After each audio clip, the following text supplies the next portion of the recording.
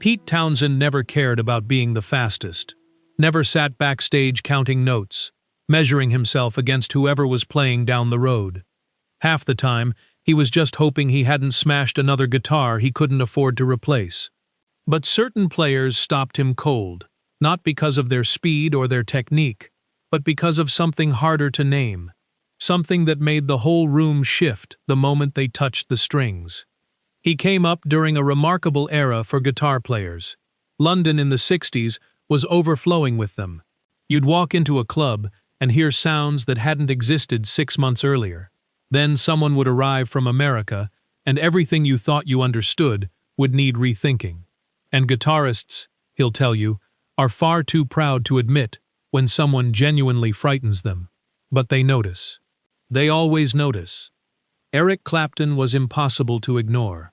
Word spread the way word always spread then. Through pubs, through rehearsal rooms, through a friend grabbing your sleeve and saying you had to go see this bloke.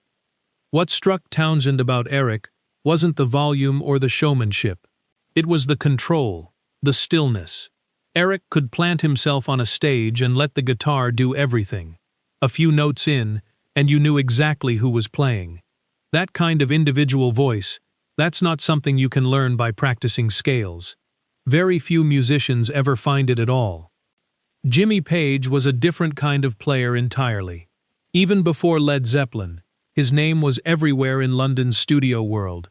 Always on records, rarely credited, somehow always essential.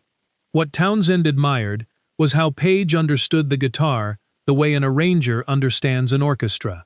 Not just what to play, but where to place it, what sound it needed, and crucially, when to leave silence alone. Then Zeppelin arrived, and suddenly the guitar was occupying a completely different kind of space. Acoustic passages, strange tunings, enormous riffs, delicate textures, all layered together. It sounded dangerous. It had imagination, and imagination, Townshend would argue, is far rarer than technique. Keith Richards is someone people often underestimate, and Keith probably encourages that. But here's what people miss. Knowing what not to play is a skill most guitarists never master. Keith would find one chord, drop it in exactly the right moment, and suddenly the whole record was moving.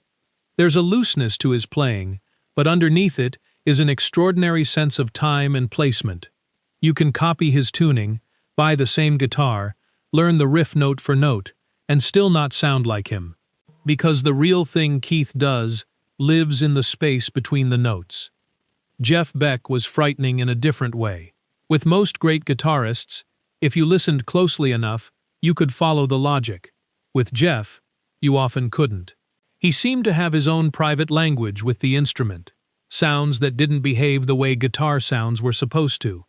He kept chasing new territory long after he could have settled comfortably into being a legend. That restless curiosity, that refusal to stay put, is probably why other guitarists admired him as much as they did. And then there was Jimi Hendrix, someone who didn't so much raise the bar as quietly move it somewhere nobody had thought to look. Hearing him for the first time, before the mythology had hardened around him, felt like the rules changing while you weren't paying attention. 5 completely different players. One shared lesson. Find your own voice, because that's the only thing that lasts. If this resonated with you, hit like and subscribe. There's plenty more where this came from.